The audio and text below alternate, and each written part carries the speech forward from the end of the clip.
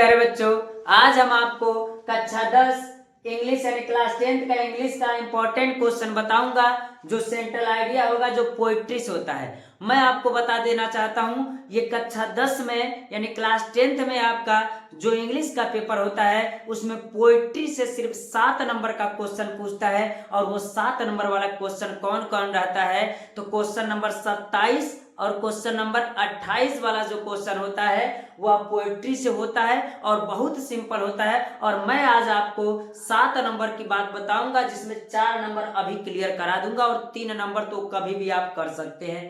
यानी 27 नंबर पे जो क्वेश्चन रहता है पोएट्री से रहता है। और उस क्वेश्चन में मैं बता दूं प्यारे बच्चों, तो आपको 4 लाइन का पोयम दिया रहता है, 4 लाइन का पोयम लिखना होता है। लेकिन एक बात का ख्याल रखिएगा, जब बोर्ड पेपर में बैठिएगा तो उस पोयम को लिखिएगा जो बोर्ड पेपर में न आया हो, यानी उस समय से कॉपी करके नहीं लिखना। यानी 4 लाइन का आपको पोयम याद करके जाना है। और 4 लाइन का पोयम जब आप लिखें तो आपको मिलेंगे कितने नंबर, 3 नंबर। वो 27 नंबर का क्वेश्चन होगा। और जैसे आप अगला चलेंगे क्वेश्चन 28 नंबर वाला जो क्वेश्चन रहेगा वह आपका रहेगा जो क्वेश्चन उसमें 3 पोयम दिया होगा और 3 पोयम में कोई एक पोयम का सेंट्रल आइडिया आपको लिखना होगा जिस पर मिलेंगे आपको 4 नंबर।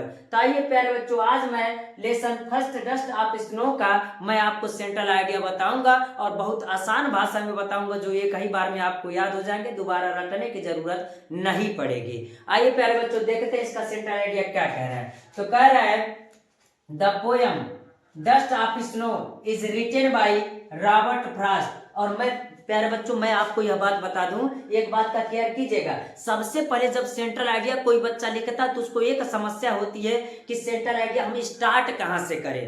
तो बहुत आसान हो गया, द पोयम यानी द पोयम जिस पोयम का लिखना है dust of snow is written by Robert Frost, यानी जिस पोयम का लिखना है उस पोयम का नाम लिखिएगा और उसको किस पोएट ने लिखा है इसको लिखिएगा। तो हमने कहा the poem dust of snow is written by Robert Frost. The poet was in A depression, हम कह सकते हैं डिप्रेसिव मूड पर।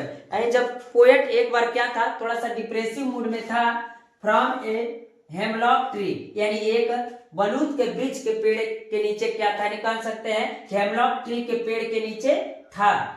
एक crow sex up, sex up का मतलब यह है गिराता है, कहने का मतलब क्रो माने कौवा, सेक्स अप माने गिराता है। द डस्ट ऑफ स्नो यानी बर्फ का एक टुकड़ा क्या करता है, गिराता है। यानी जो कवि रहता है पेड़ के हेमलॉक ट्री के नीचे खड़ा रहता है किसी डिप्रेसिव मूड में, तभी एक कौवा उस पेड़ पर बैठा रहता है, वो क्या करता है एक बर्फ का टुकड़ा क्या करता है कवि के ऊपर गिराता है। ऑन द पोएट का मतलब कवि के ऊपर गिराता है। The snow change, the snow माने बर्फ, चेंज माने बदल देता है। द पोएट्स मूड माने कवि के मूड्स को बदल देता है। एंड मेक्स माने बनाता है, अहिम माने उन्हें, हैप्पी माने खुश, और वह उनको क्या करता है खुश करता है। He has wasted A part of his day, कह रहा है ही हैज वास्टेड, उन्होंने क्या कर दिया वास्टेड कर दिया, ए पार्ट ऑफ हिज डे यानी अपने दिन का एक समय क्या कर दिया वेस्ट कर दिया।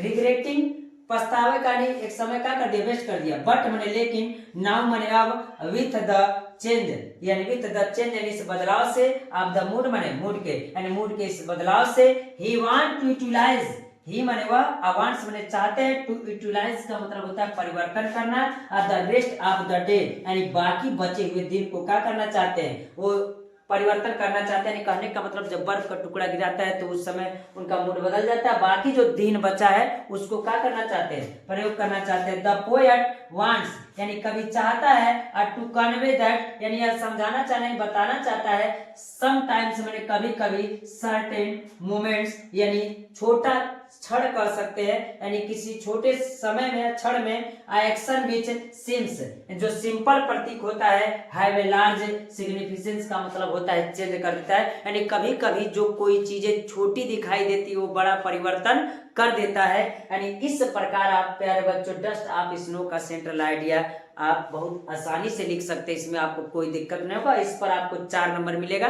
उम्मीद कर रहे हैं कि आज के बाद आपको 4 नंबर लिखने में कहीं दिक्कत नहीं आएगी प्यारे बच्चों। और जल्द ही मैं आपके लिए दूसरा पार्ट जो है फायर एंड आइस उसका भी सेंट्रल आइडिया बताऊंगा और दोनों ही चैप्टर बहुत इंपॉर्टेंट है, इस बात का ख्याल रखिएगा प्यारे बच्चों। आज के लिए इतना रहने देते हैं प्यारे बच्चों, धन्यवाद।